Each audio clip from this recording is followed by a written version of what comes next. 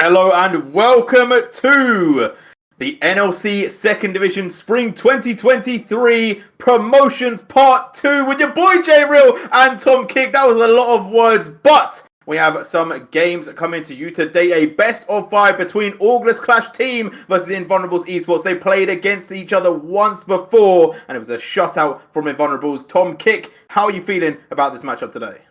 I'm feeling great. I'm really looking forward to some Div 3/2 action. Who will actually get the last spot there? It's a really important game. As you said, they have met each other before. It was kind of a stomp. So I'm really looking forward to see some changes, some adaptations, and maybe some new fighting power from the not favorite team today.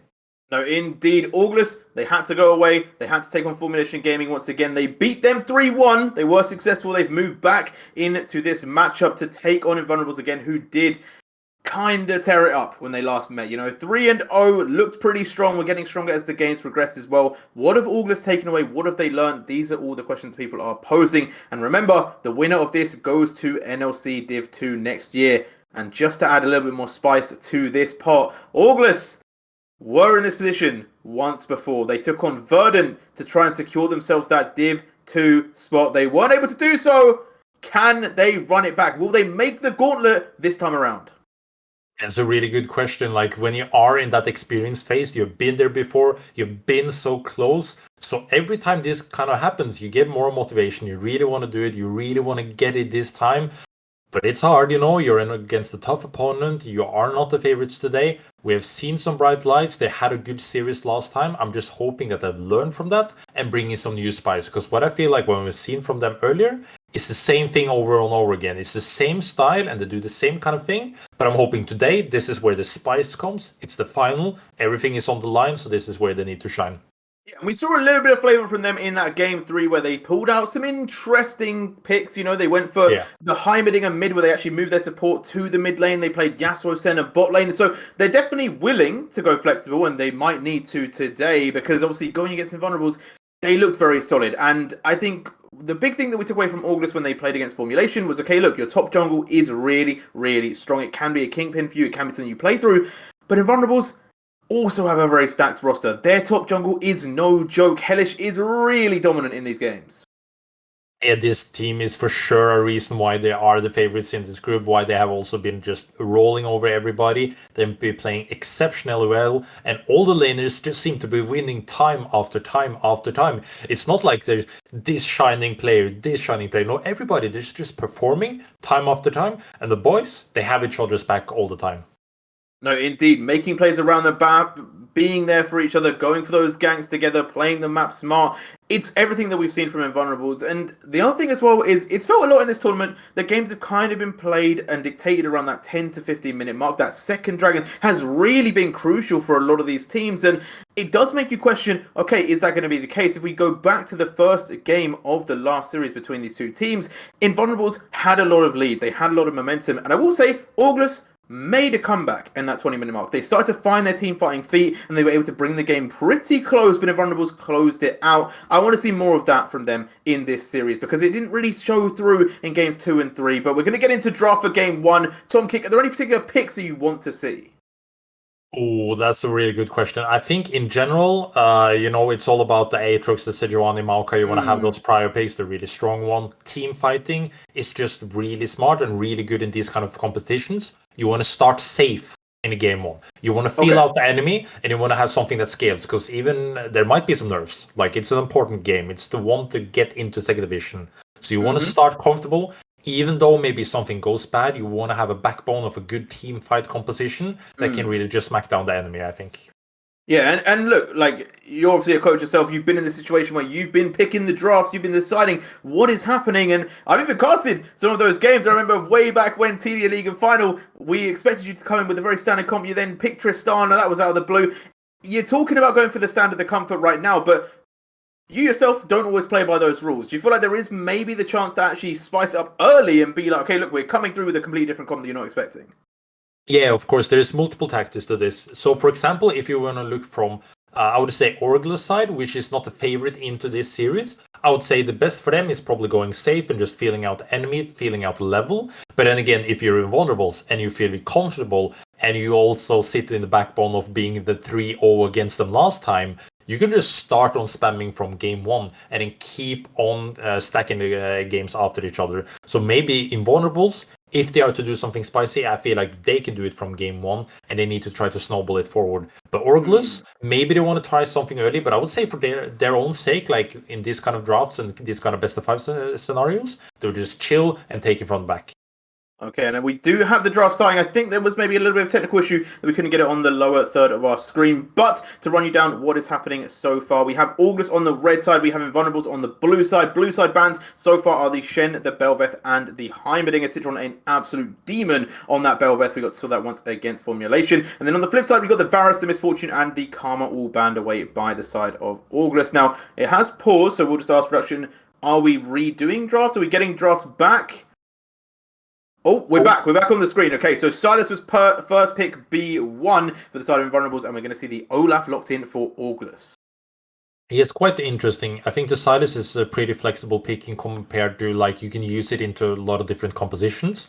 Olaf pretty early, I feel like this is like comfort. You want to have this pick, you want to feel good in the first game and play something you feel like you can perform really well on. And then you pair it with the Senna. Now, Senna brings out a lot of options into draft. You can pair it with a lot of different things. So it's a good opening from both sides. I'm really curious to see how the Olaf is going to do specifically, though. And now the Hover on the other side, Fiora locked into Olaf, that's a spicy matchup.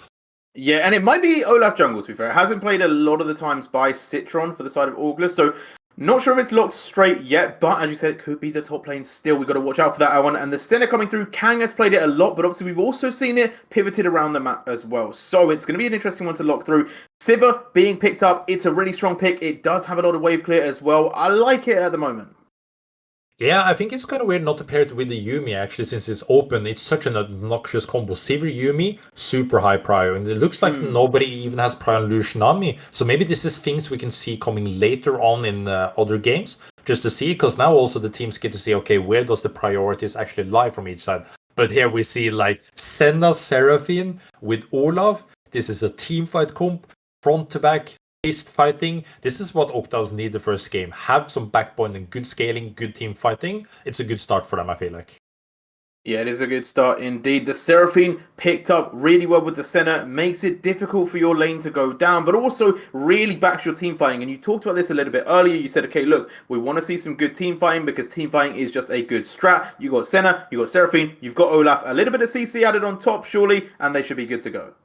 Yeah, for sure. Now I'm just expecting a Yuumi ban from Orgless. I think if they give the Yuumi Savior over, it could be really hard in the bot lane. You have actually something that can match the Senna Seraphine, and the wave clear makes it a lot easier for them. But when Sivir needs to be paired with something else, I feel like Senna Seraphine is going to have a lot easier time in the bot lane.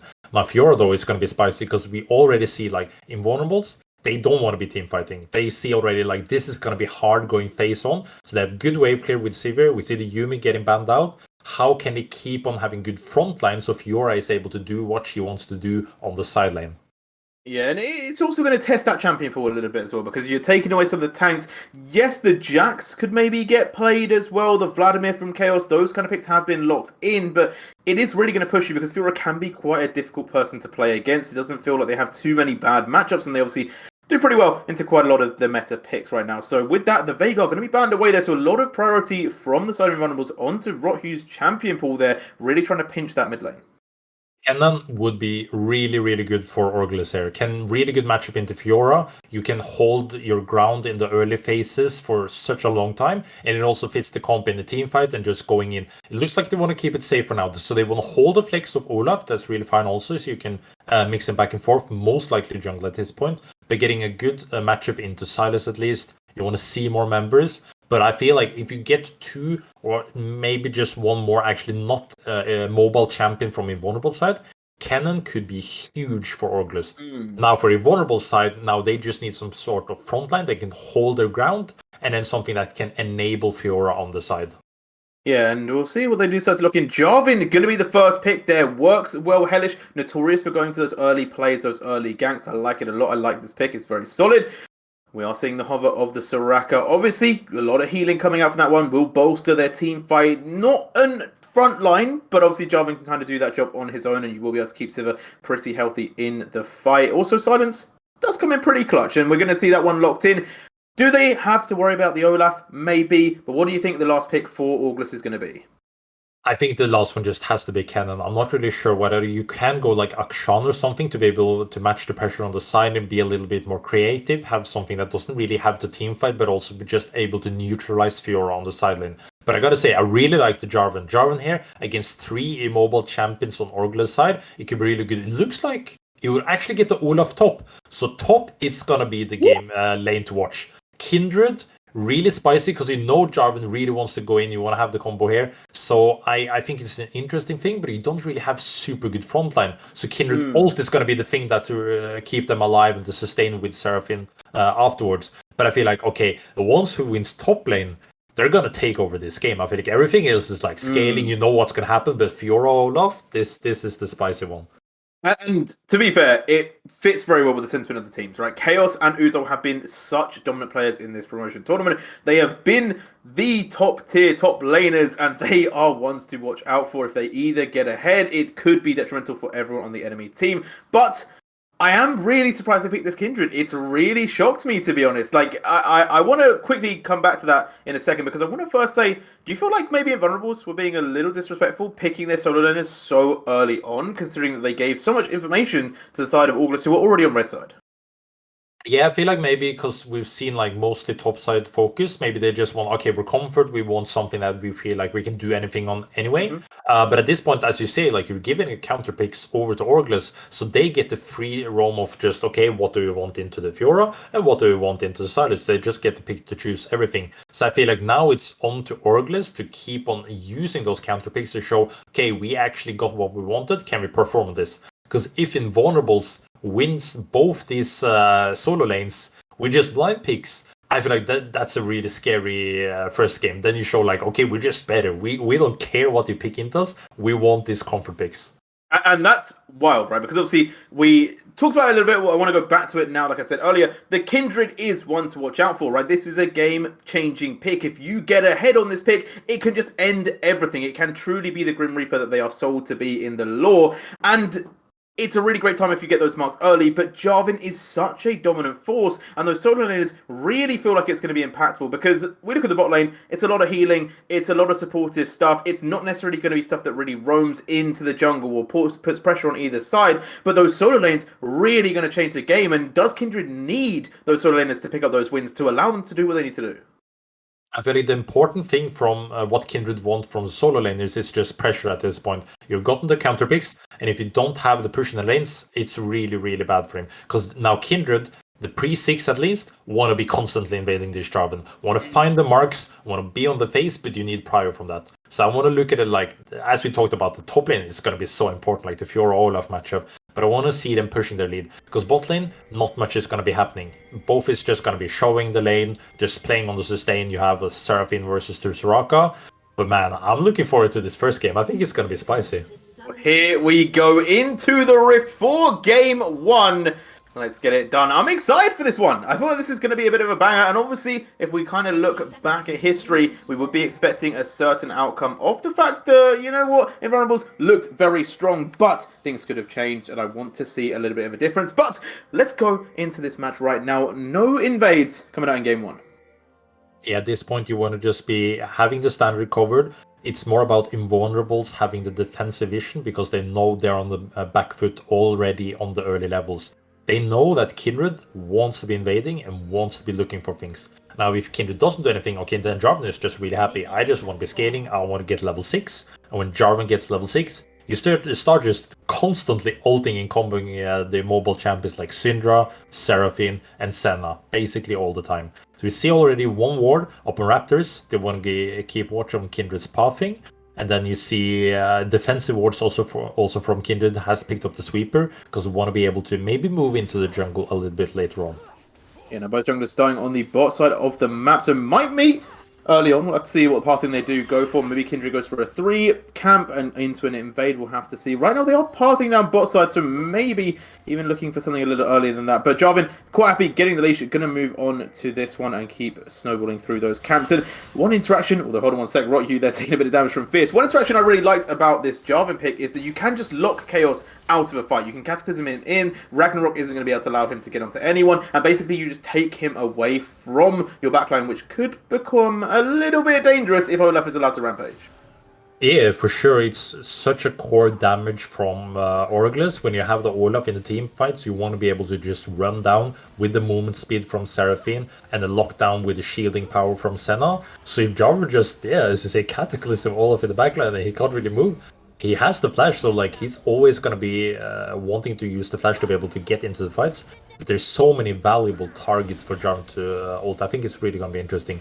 We see the pings coming over from around the Scuttle Crabs. Kindred is going to be spotted out. No, I think he actually didn't get spotted out because he just skipped on from the part on the wall. So they might not know it, but overall they should know that Kindred is on top side, but not exactly at the moment. Yeah, Kindred there just trying to clean up that red buff before maybe moving somewhere interesting, or maybe goes down to the Raptors as well. We'll have to keep a close eye on that one as Jarvan has finished that 4th campers in the bot lane now. A bit of trading going to happen, nothing too crazy, but you know what, Piscalo taking a decent amount of damage, but so is Kang.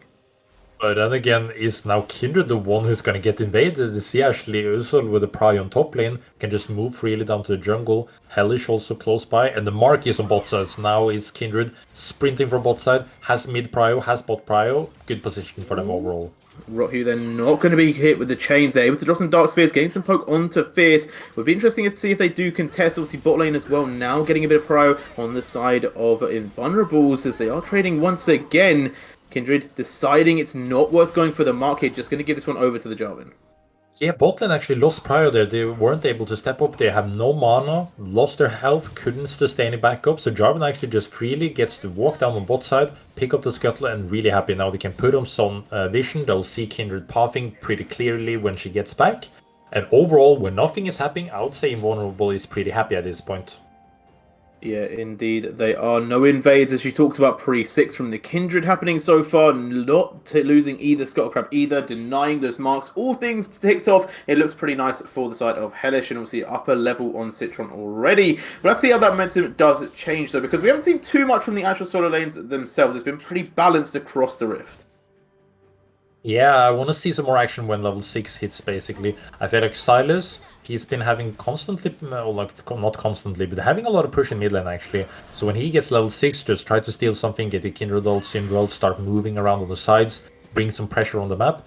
But what I think is really scary at this point is actually just Invulnerables being able to push the solo lanes time after time now, not being pressured too much by the Kindred. Fiora in a comfortable position top, pretty even overall, mid lane also, but the fact that they can just move freely like this, get a push, invade the Kindred that should be the one that wants to invade, it looks like the power is already showing in the first 5 minutes, and I want to see Orgless try to step up with the Kindred, use Kindred through the side lanes, through the top and mid lane to play for, and now we see actually stepping on to the top lane there.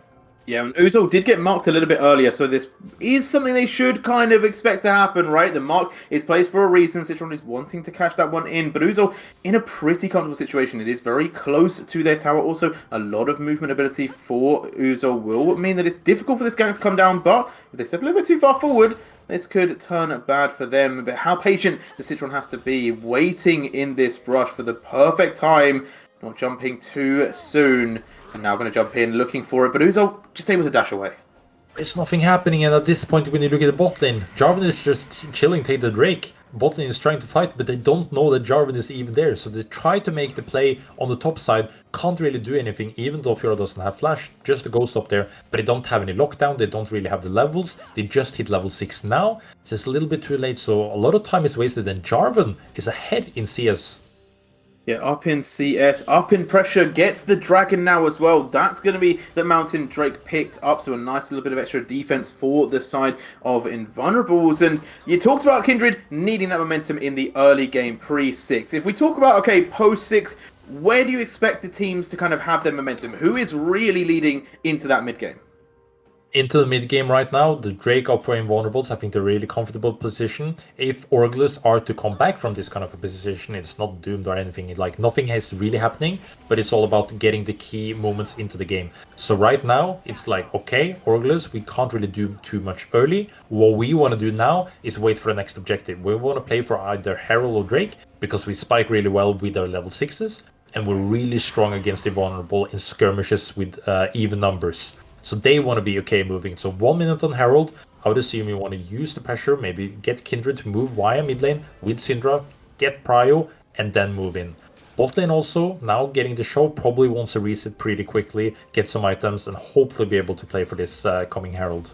Also, I want to say, what a back from Soraka there. Just inches away from either of those skill shots from Magic Pants and Kang. Like, not even cancelling the recall. Fully well played there from Sander. Citron going to farm up this Grom. Should be hitting level 6 very shortly. And will start to become a little bit of a menace. We are seeing that Herald start to spawn 25 seconds before that goes. And we're now seeing Soraka move up the map. Sander is going up to the top side. It does look like Invulnerables want to play for this. Yeah, we see already Invulnerables with the tempo on the map. They're first on mid lane, first on top lane. Soraka's even here already. We see Senna is starting to move over at this point. Seraphine is going to be the one to go bot lane catch up. But Invulnerables, first objective, they want to be taking the control. They need one more midway before this Herald.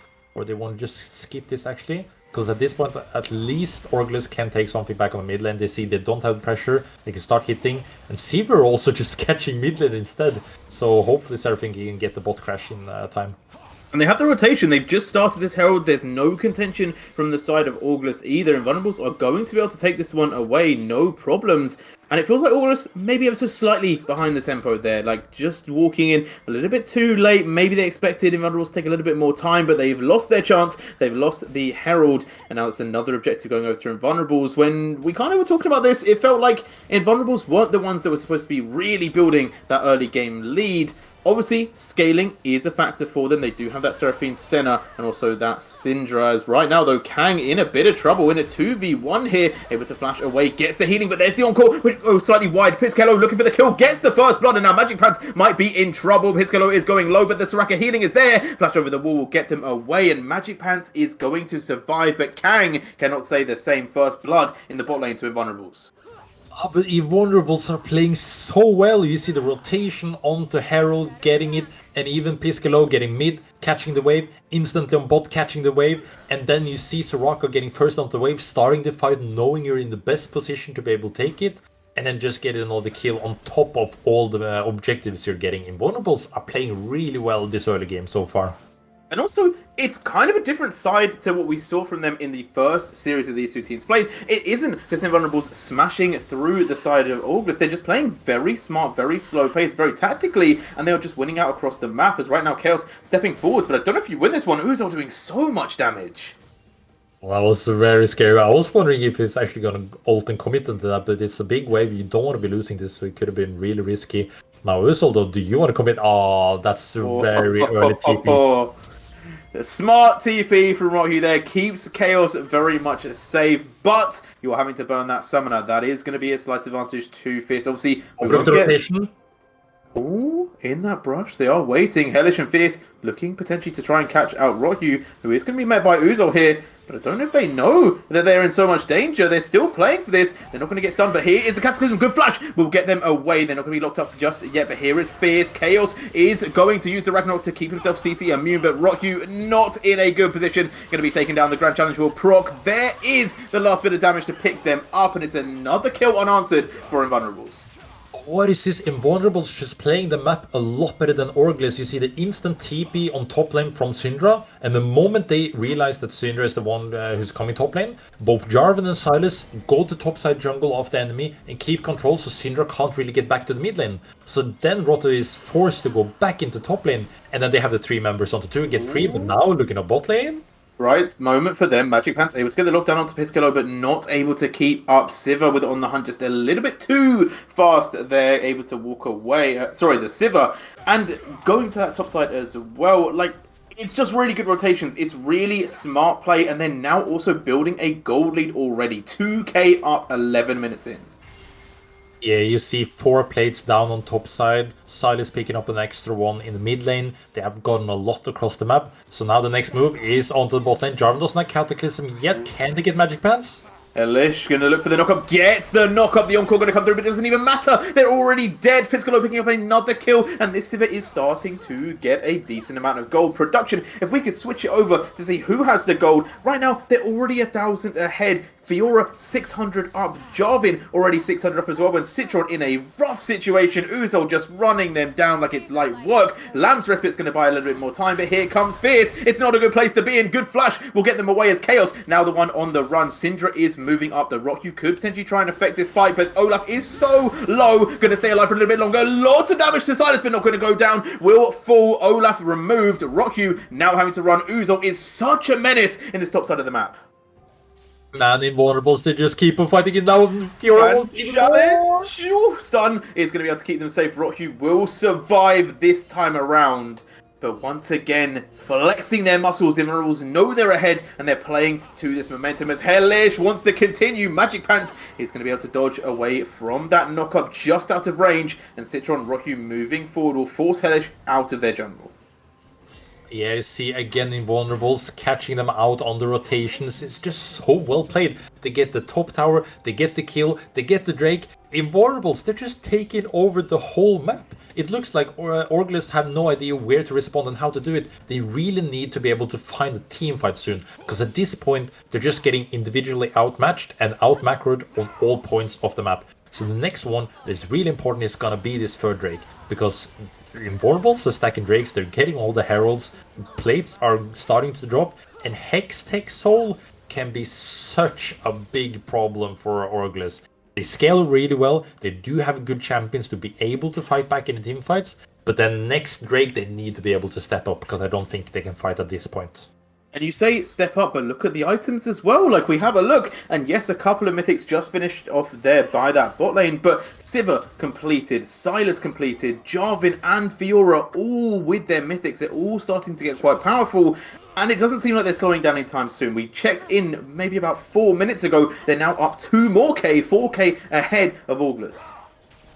Yeah, they're just winning on all sides. Items completed, spikes completed, taking fights wherever they want. Now, Hellish, I gotta give a shout out to that man. Jarvan, he's been on the spot where he needs to be all the time. And now they're looking on top. You see Citron in the bush. Ragnarok going to come out, but there's just too much, and Cataclysm locks him in. He can't get away. Hellish trying to stay alive, though. Gets the knock-up onto Kindred. Citron trying to finish off this kill, but doesn't get it. Oh, it will be the minions that pick up the kill, so they do get one back, but a 2-for-1. And it's just, once again, Invulnerables finding the picks. They're finding the kills that they need to, and they're just unanswered. Sees the healing coming in super clutch at that point. I really thought the Soraka maybe would have kept him alive, but the minions, they do the deed, they help out, giving an important shutdown to Kindred though. Citron really needs this to get back, but look at Fiora just hitting on the towers, getting so much gold, getting the extra gold on the towers, tier 2 on the side lanes, helps out a lot. So I would imagine at this point you want to pick up the Herald and start getting more towers in the mid lane to open up the map. Open it up indeed, Fierce. They're going to be caught out a little bit there by Syndra, but again, it just feels like a little bit too late at the moment, because they are going to scale pretty well, right? Kindred goes decently into the late game, so does Senna, Syndra as well. Oh my days, the Unleashed power coming through. Magic Pants trying to survive. Fierce is just doing too much and will pick up that kill, as Herald on the other side of the map is being taken by Invulnerables. Every single objective has gone their way, and they are playing the map so cleanly. Not only are they finding kills on the pick, on the bot side, they're getting the objective on the top side, and it doesn't feel like Orgless have an answer. Okay, we gotta take a step back. We gotta give some hope for Orgless at this point, because now Invulnerables, they've been playing exceptionally well. It's all about, okay, putting the focus on what can you do to win this game. Because you do have really good comp, you do scale pretty well, but how do you actually get back? You can't really force. I think even at this point, as I mentioned earlier, you want a 5v5, but I don't think you even win a 5v5 at this point. So now you are at the stage of the game where you need numbers at all times. If you are 2v2 or 3v3 or whatever, you lose against the Invulnerables. So what is really important from Orgless is putting the defensive wards to be able to spot the Invulnerables. And the moment they see they can take a fight where they at least have one member more, then they can try to get something back. Because I don't think even 5v5 will help them.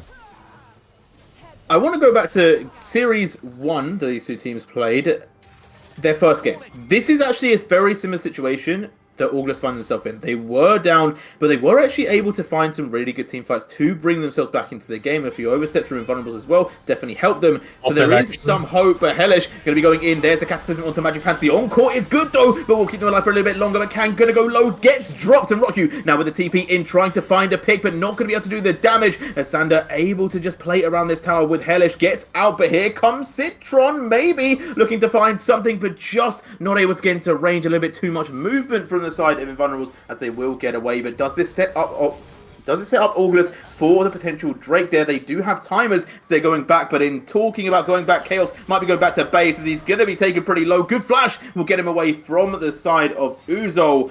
But once again, pressure applied by Invulnerables. They're looking though for this Drake potentially. Silas TPing in. It is Orgless that have the pressure. They're getting it low. They should be able to pick this up. It's close. Jarvan coming in. Stop! He gets it as well. Citron now going to have to use the Lamb's Respite to save themselves, but they're just going to fall down shortly. A knock-up from the Jarvan. It's the chains from the Silas. Jarvan will go down, but his job is done. He was able to come back from base and take away the Drake stolen from their hands. That looked like the one play Orgless could have gotten that Drake back. At least we get some scaling. But no, Invulnerables back on the map on such a close timer. Gets the Drake, gets the fight, taking over everything. What is this team built of? What did they eat for breakfast? Because I want to know their secrets. We need to know the secrets, but they're so good right now. They're playing very flawlessly. They're playing with the best momentum that they can, and they're just making things work. And now it does feel like Orgless are maybe a little bit out of position here. Magic Pant's going to get caught out, removed from the game by the Fiora. And in this bot lane, they're having the pressure, pushing against this Olaf. It is so dangerous, just able to trade in and out and walk away from this Olaf. And the mid lane is secure for them as well. The Sivir with the push almost onto 2 items, and we all know what happens at 3.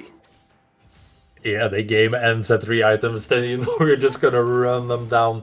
But again, we gotta give some hope. We gotta look at, okay, where's the lifeline? What do they do? Kindred does have 2 kills. It helps. She has the Kraken Slayer, but no, not the bot lane again. Oh, the bot lane dive. Ragnarok used early, had to, but there's the stun. They're coming back in. They're gonna pick up the kill. Encore gonna go slightly short. Citron trying to get into this fight, but just not in range. Fierce also with the Lance Respite as well, going to make things ever so slightly more difficult if it wasn't hard enough already. And now they're going to drop that Herald, looking for this tier 1. We talked about the towers being taken. That's going to be one added to the list. We got the mid push as well. That tier 2 is under threat, but so is the bot laners. In they go. Cataclysm onto Magic Pants. It's going to be Kindred that jumps away, but it does not make a difference. 1 down, and Piscalo forcing them back. This Sivir is so dangerous. Good flash. Will drop away from the Boomerang Blade. They're Kang just about living, as in comes Shelly crashing onto the tier 2. They're going to take this one with ease. All praise the Soraka Bananas, healing up the team time after time after time. They're just constantly fighting because they're never low on health. You see the ambulance in the back there, keeping the members healthy at all times. Just keep on taking the fight. Wait, what? How did they die? When did they die? What's happened? Kang is just gone. Yeah, I think it has to be Rickish at this point. We're just skipped it. Sivir dealing so much damage. Doesn't even have 3 items at this point. Like, it's just 2 items. Sivir just running through everything. The weapons just melting everybody all the time. And now I think it's just over to Invulnerables wanting to take this Baron and probably just ending it. They're 10k gold ahead already. 10k gold ahead. I think we need multiple miracles at this point for Orgless to come back, and they're on vision. Oh no, oh not again. Grand challenge onto Rockyu. He's going to be able to parry, doesn't get stunned up. It is going to be Chaos that gets locked down, but there's the last proc. There's the healing coming through as well. Magic Pants is dealing out a decent amount of damage around the side of this fight, but the Ragnarok Olaf is going in. He's going to go down though. Double kill to Uzo, and this Fiora, we talked about how dangerous this pick can be, how difficult it can be to play against it, and they've just made it look so clean and so effortless. Uzo having his cake and eating it. They're going to be able to get this Baron. They picked up 2 kills. Silas going to take the tier 2. Orgless need to try and find something to come back into this game. Whether it be this game, maybe the next game, it might be a more apt decision, but The Baron is going to go down. Invulnerables will be able to put a lot of pressure. How would you want them to play it? Do you want them to play it 1-3-1, 1-4, all 5 in one lane? What are you feeling for their comp? At this point, Invulnerables can just go 1-3-1, just smack down on all lanes. I don't think they have to be afraid of anything. Like the moment you just split up Orgless at this point, they won't be able to abuse the one thing that they're really good at, and it's the team fighting they still have left. I don't think they win 5v5. I don't think they win 1-3-1. So Invulnerables, they want to just match the waves, crash it at the same time, and then just look for Jarvan to engage whatever he wants to engage. He has the Gore Drinker, Frozen Heart, Hex Drinker, really tanky, deals good damage. Now, Fiora has TP to come back, so they should have pressure on all sides. But also, the Soul is spawning in 20 seconds. And the Soul is just going to add insult to injury. To be fair, I actually haven't lost hope. Orgless, if they do manage to find some team fights, could start to look a little bit dangerous. But the play, it's just been too good. As right now, we're going to get another fight. Ragnarok onto the back, looking for Magic Pants. Good flush away as Olaf trying to chase him down. We'll get a bit more time with the Lamb's Respite, but in comes Fiora to change it all. There is the Dawning Shadows over the top, but it's just too much damage. They're moving forward. Invulnerables are looking so dominant, and it's going to be the ace as they run straight into their base. This is a game of a majorly quick pace. They're going to drop this tower into space, and they're looking to end this one cleanly right now. Yeah, Invulnerables putting down a statement from game number 1. We're not here to have a little giggle and just chill out. No, we're stomping. We're demolishing. We want that second division spot, and they're taking it by storm. 23 minutes is the end for game 1. And it is a very, very strong look from Invulnerables. We said about them picking the solo laners, maybe that was quite bold. They said, you know what? Hold, we've got this. They had what they needed to do to sort this one out, and I'm not going to lie, Orgless, they need to switch something up. I want them to bring a little bit more early game, a little bit more fight potential. I feel like they were kind of waiting for a point in the game that just never came. Yeah, it's really weird though, because they have the Kindred. I feel like they have the early game, but they didn't really use it. They had the Prio early, they had the mid lane push. Syndra can do whatever she wants against Silence at least pre-6, and then it's really easy to be able to get the push. But it looks like they didn't really have the moment, or like maybe they didn't feel like they could do it because they had it but didn't do anything about it. They also had a bot push early. So if you want to do something early again, then you got to change it up to something that can maybe do it alone. Because Kindred needs the help at least. You need the Prio to be able to move in. So maybe something else spicy, just being able to utilize what is strong on your team comp to be able to take it onto the enemy. But at this point, I feel like they need to go back to the drawing board. They need to change things up because at this point, it looks like, okay, you get the counter picks, but it really didn't show that you had it really. And I feel like they need to do like Taylor Swift and just shake it off. It's game 1. They need to move on to game 2 with a completely clean mindset. Just come back ready to play because they can come back into the series. We've seen them push Invulnerables before. They are not a team that are undefeatable, but Orgless, you got to come ready. You got to come prepared. And we'll have to see what they do decide to go for. Is there anything you particularly want to see changed from the draft from game 1? Like any strategies for the side of Orgless that you can maybe implement? Any knowledge you could spread? I feel like the one thing you can really change, which I think could have at least helped this really well, because when you see the Fiora this early, I feel like if you have Cannon, which is more good in the laning phase, I don't know if it does play it though, that's also the thing. But I feel like if you have something that can just neutralize Fiora and keep her at bay, because Olaf, it's like you're fist fighting, you're just, okay, am I the better player? But if you have just a specific pick that can neutralize, and at that point have something simpler to play for, because you have bot lane scaling, and then if you have a stronger 2v2, you just take the fight on the 2v2. Neutralize top, scaling bot, good team fighting, good 2v2, take the fights, just fist fight, just do it, as you say, shake it off and just get something really strong for game number 2. Well, we'll see if they do take that advice from Nike. Just do it, get the tick. We'll see if they're going to be able to pick up a win. After the break, though, we'll be coming back with game number 2.